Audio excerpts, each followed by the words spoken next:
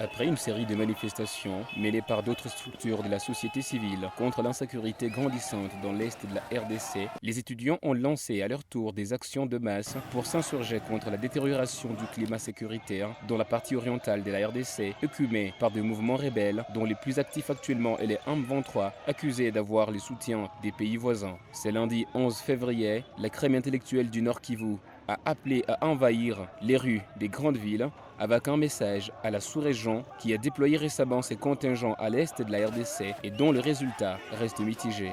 En ville de Goma, les étudiants ont été dispersés par la police nationale au gouvernorat du Nord Kivu, où les jeunes ont imposé une résistance avant d'être reçus par les gouverneurs militaires du Nord Kivu. C'est que déplore Christophe Mouyissa, chargé de communication de la représentation des étudiants du Nord Kivu. Et là, c'est un bilan encore mitigé parce que nous regrettons la régression des droits humains, des répressions des manifestations sur la voie publique, alors que nous sommes acquittés de tous nos droits d'informer l'autorité et de lui demander la sécurisation de nos manifestations. Malheureusement, nous sommes surpris que ce soit la même police qui était censée venir nous protéger, que ce soit la même police qui nous réprime. Et ça, nous regrettons fortement le comportement du maire de la ville qui avait été informé dès l'avant et qui a toujours autorisé les manifestations des autres organisations de la société civile, de mouvements citoyens et groupes de pression. Et nous nous posons la question, pourquoi ces deux poids, deux mesures? À chaque fois que les étudiants veulent s'exprimer, il est toujours mécontent et il taxe même les revendications des étudiants d'inopportunes, alors que la loi ne l'accorde aucune autorisation, aucun pouvoir de juger une manifestation d'opportune ou d'inopportune. Donc c'est un comportement antidémocratique que nous dénonçons et que les maires de la ville, effectivement, nous en tant que crème des étudiants, nous allons porter plainte contre lui.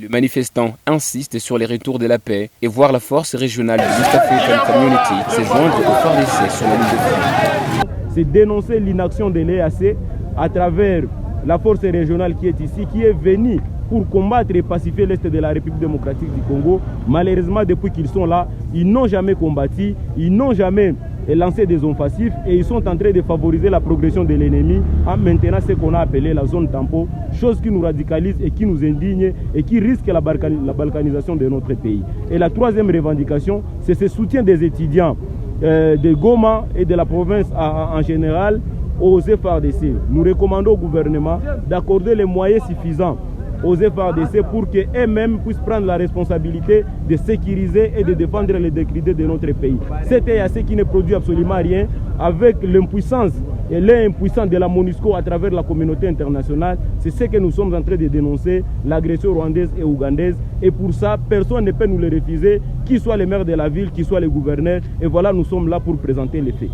Lorsque le peuple commence un combat, on doit continuer. Nous sommes déterminés. Ce n'est pas une seule action qui va amener la paix chez nous.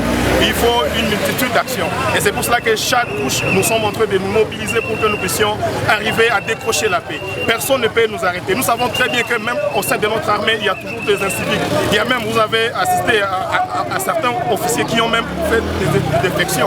Ça nous montre que chaque comportement d'un militaire qui n'arrive pas à comprendre que les citoyens peuvent se mobiliser, ça veut dire qu'il est infiltré dans notre armée. Et c'est comme ça que nous sommes là et nous continuons toujours à dénoncer ce qui se passe dans notre armée.